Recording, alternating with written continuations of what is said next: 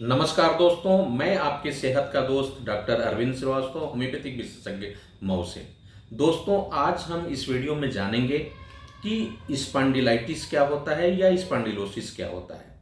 साथ ही हम विशेष रूप से जानेंगे कि सर्वाइकल स्पॉन्डिलाइटिस या सर्वाइकल स्पॉन्डिलोसिस होता क्या है, यह क्यों होता है, इसके पीछे की कारण क्या है, कैसे लोगों को प्रभावित करता है, किन लोगों को हो सकता है, इसका लक्षण क्या है, इसकी डायग्नोसिस कैसे करें, इसका इलाज कैसे हो और साथ में बचाव के क्या उपाय हैं। और दोस्तों, यह भी हम जानेंगे कि होम्योपैथी में क्या इसका सटीक इलाज है। तो आइए दोस्तों, हम शुरू करते हैं सर्वाइकल स्पॉन्डिलाइटिस या सर्वाइकल स्पॉन्डिलोसिस के बारे में। दोस्तों, सर्वाइकल का जो मतलब होता है वो होता है गर्दन, गर्दन से। और स्पॉन्डिलाइटिस का मतलब होता है कि जो हमारा जो स्पाइन है उसमें, हमारे गर्दन के जो स्पाइन है, गर्दन के एरिया में जो स्पाइन है उसमें कुछ दिक्कत है। और आइटिस शब्द जहां लगा होता है उसमें मेडिकल का मीनिंग होता है कि वहां सूजन हो, यानी हमारी गर्दन में जो स्पाइन है, स्पाइनल रीजन में वहां सूजन हो और परेशानी हो, यही इसका मतलब होता है दोस्तों। और स्पॉन्डिलोसिस का मतलब होता है दैट इज नेक आर्थराइटिस, या ये कह सकते हैं कि that is osteoarthritis of the neck. तो ये दोनों का अंतर है और ये दोनों की मीनिंग है दोस्तों। सर, इसमें जो लक्षण होता है वो यही होता है कि हमारे नेक रीजन में जो स्पाइन और स्पाइन से रिलेटेड जो आसपास में मसल्स हैं या जो नर्व्स हैं वो सब प्रभावित होते हैं और उसमें सूजन होता है, और सूजन की वजह से काफ़ी दर्द होता है। तो गर्दन में दर्द महसूस होगा, या गर्दन से लेकर के और सिर तक ये दर्द जा सकता है, नीचे थोड़ा पीठ के ऊपरी पोर्शन में जा सकता है, कंधों के पास, कंधों में जा सकता है। इसके साथ साथ ये दर्द जो है अगर आगे बढ़ता है, नस को प्रभावित करता है, तो ये बाजू में भी जा सकता है, हाथ में जा सकता है। हाथ में दर्द के साथ साथ उंगलियों में झिनझिनी लग सकता है और सुन्नपन हो सकता है। इस तरह की परेशानी इसमें होती है। साथ में दोस्तों कभी कभी चक्कर महसूस होता है, हुल मिचली लगने लगता है, और यहाँ तक कि कभी कभी उठना बैठना, हिलना डोलना भी बड़ी मुश्किल होता है, गर्दन घुमाने में काफ़ी दिक्कत होती है। तो ये लक्षण होता है दोस्तों। अब सवाल उठता है कि इसके पीछे कारण क्या है। मैं आपको बताना चाहूँगा कि जो इसके मुख्य कारण होते हैं, पहला है हेरिडिटरी, अगर आपकी फैमिली में किसी को है तो होने का खतरा ज़्यादा है। दूसरा कारण होता है ओबेसिटी, अगर आपका वजन बहुत अनियंत्रित है, बहुत ज़्यादा है, आप मोटापे के शिकार हैं, या बीएमआई जिसका 30-35 से ऊपर है, उनको होने का खतरा ज़्यादा है।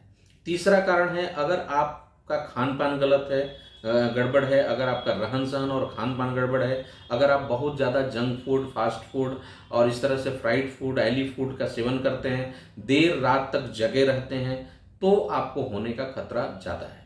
चौथा जो कारण है वो दोस्तों, अगर आप सही तरीके से नहीं बैठते हैं, आप टेढ़ा मेढ़ा बैठते हैं, लंबे देर तक झुक करके काम करते हैं, या एक ही पोस्चर में काम करते हैं, या बहुत वजन वाली चीज़ अगर आप उठाते हैं या लेकर के कहीं इधर से उधर जाते हैं आते हैं, तो आपको होने का खतरा ज़्यादा है। आजकल युवाओं में आप देखते होंगे, युवाओं में भी इस तरह की बीमारी ज़्यादा देखने को मिल रही है। वो लोग जो बहुत ज़्यादा इलेक्ट्रॉनिक गैजेट्स का इस्तेमाल कर रहे हैं, जैसे अगर आप मोबाइल का इस्तेमाल बहुत ज़्यादा कर रहे हैं, आप कंप्यूटर लैपटॉप का इस्तेमाल कर रहे हैं, बहुत देर देर तक अगर आप उस पर काम कर रहे हैं, तो ये होने का खतरा ज़्यादा है। बहुत सारे लोगों की आदतें पड़ गई हैं, रात में देर तक जगे रहते हैं और ये नेट इस्तेमाल करते रहते हैं, उनमें होने का खतरा ज़्यादा है। बहुत सारे ऐसे बच्चे हैं जो इस चीज़ को नहीं समझते, और वो टेबल कुर्सी पर नहीं पढ़ाई करके बल्कि वो अपने बेड पर बैठ करके झुक करके पढ़ाई करते हैं, उनमें भी ये होने का खतरा ज़्यादा है।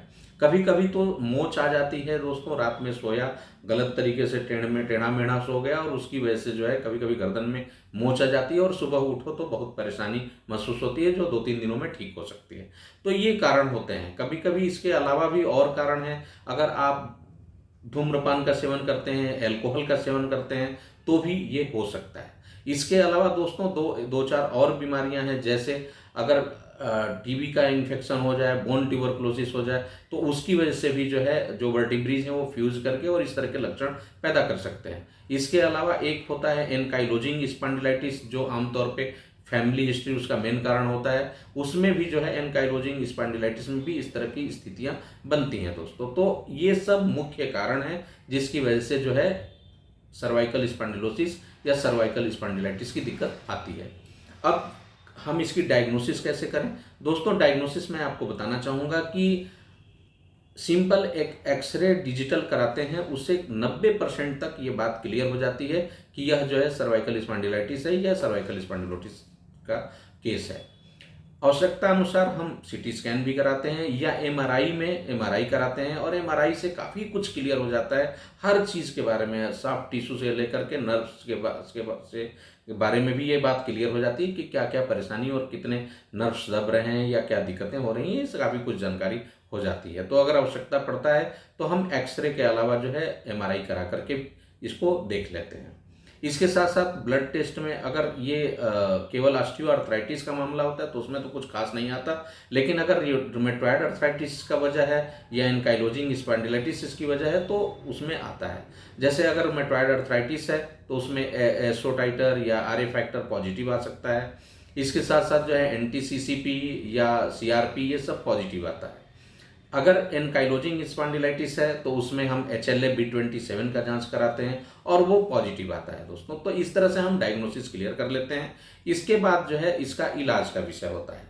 दोस्तों, इलाज की जहाँ तक बात है, मैं आपको बीइंग ए होम्योपैथिक एक्सपर्ट आपको बताना चाहूँगा कि सर्वाइकल स्पॉन्डिलाइटिस गर्दन की जो भी परेशानी है, केवल गर्दन की ही नहीं, पीठ की या कमर की, जहाँ कहीं भी स्पॉन्डिलाइटिस या स्पॉन्डिलोसिस है, उस सबका चाहे शुरुआती दौर का हो, चाहे एडवांस स्टेज में हो या लास्ट स्टेज में हो, हर दौर के लिए होम्योपैथी में बहुत ही कारगर और बहुत ही इफेक्टिव दवाएं हैं जो आपकी बीमारी को काफ़ी हद तक आराम भी दे सकती है और पूरी तरह से ठीक भी करेगी। इसके साथ साथ दोस्तों, इसमें सबसे ज़्यादा जो महत्वपूर्ण है वो है आपका केयर। तो दवा इलाज के साथ साथ आपको केयर करना पड़ेगा, और उसमें केयर में बस ये है कि जो बीमार दो स्टेप है उसमें। एक तो पहली बात यह है कि जो परेशानी आपको तत्काल में हो रही है उस परेशानी से आपको हम निजात दिलाएं, तो उसमें हमारी दवाएं हैं, होम्योपैथिक दवाएं हैं जो आपको जितनी भी दर्द परेशानी, झिनझिनी, नंबने, सुनपन, जो कुछ भी लग रहा है, चक्कर, उल्टी, मिचली, ये सब सारी चीज़ें जो है दवाओं के माध्यम से 2 दिन, 4 दिन, 5 दिन, 10 दिन के अंदर काफ़ी हद तक कंट्रोल हो जाएगा। इसके बाद का जो दूसरा स्टेप आता है वो दोस्तों परमानेंट ठीक करने के लिए, उसमें ये है कि आपकी जो बीमारी का कारण है उसे भी आपको दूर करना पड़ेगा। अगर बीमारी का कारण मेंटेन रहेगा तो दवा से आराम तो मिलेगा, लेकिन बीमारी परमानेंटली खत्म नहीं होगी। तो जरूरत इस बात की है कि आपको जो बीमारी की वजह है, अगर मोटापा कारण है उसे दूर करना होगा, अगर गलत बैठने उठने का तौर तरीका गलत है, रॉन्ग पोस्चर जिसको कह सकते हैं, उसे करेक्ट करना होगा, अगर आप बहुत देर तक इलेक्ट्रॉनिक गैजेट्स का इस्तेमाल कर रहे हैं, ओवरनाइट वर्क कर रहे हैं, काफ़ी देर तक जगे रहते हैं, तो ये भी आपको अपने को सुधारना होगा, अपने लाइफ स्टाइल में आपको परिवर्तन लाना होगा। अगर आपकी खान पान गड़बड़ है या आप बहुत ज़्यादा junk food, fast food, fried food, oily food या इस तरह की चीज़ों का इस्तेमाल करते हैं तो उसे आपको कम करना होगा, और यथासंभव जितना हो सके उतना कम करना होगा। अगर आप धूम्रपान करते हैं या अल्कोहल का इस्तेमाल करते हैं तो उसे आपको कम करना होगा या उसे पूरी तरह से बंद करना होगा। तो जो इसके पीछे के कारण हैं उसका साथ साथ आपको निवारण करना होगा। इसके साथ साथ मैं आपको बता दूं कि इसमें व्यायाम का, एक्सरसाइज का काफ़ी रोल है, और स्पेसिफिक जहाँ जहाँ की स्पॉन्डिलाइटिस या स्पॉन्डिलोसिस है उसके अकॉर्डिंगली आपको एक्सरसाइज करना होता है। जैसे अभी हम चर्चा कर रहे हैं सर्वाइकल स्पॉन्डिलाइटिस या स्पॉन्डिलोसिस की, तो इसमें हम आपको कुछ व्यायाम तुरंत बता देना चाहते हैं।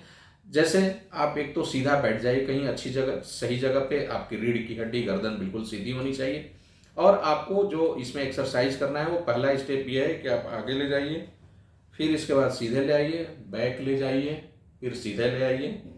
ये आप प्रक्रिया 5 बार या 10 बार रिपीट करिए। दूसरा, फिर आप ये ऐसे ले जाइए, ये कंधा नहीं उचकाना है, ये ध्यान रखना है, ये जितना जा सकते हैं आराम से ले जाइए, फिर सीधा ले आइए, फिर दूसरी तरफ ले जाइए, फिर सीधा ले आइए। ये ध्यान रखना है कि जितनी बार आपको आगे ले जाना है उतनी बार पीछे ले जाना है, जितनी बार साइड में ले जाना है उतनी बार दूसरी तरफ भी ले जाना है। इसके अलावा दोस्तों और जो एक्सरसाइज होता है उसमें यह है कि आपको सीधे रखना है गर्दन को और हाथ से इस तरह से प्रेस करना है, ये फिर दूसरी तरफ से प्रेस करना है, फिर आपको ये करना है, इस तरह से प्रेस करना है, फिर आपको इस तरह से प्रेस करना है। तो ये तरीका है एक्सरसाइज का, इससे काफ़ी हद तक आपको लाभ मिलेगा। इसके अलावा आप जब काफ़ी आराम मिल जाए तो आप गर्दन को फिर इस तरह से भी कर सकते हैं। फिर इस तरह से भी आप इस एक्सरसाइज को कर सकते हैं। तो ये आपको एक्सरसाइज करने हैं, और साथ में जो कुछ कुछ गलत अपना स्वयं वाच करें, देखें जहाँ कुछ अगर गलती दिखती है तो उसको आप दूर करें।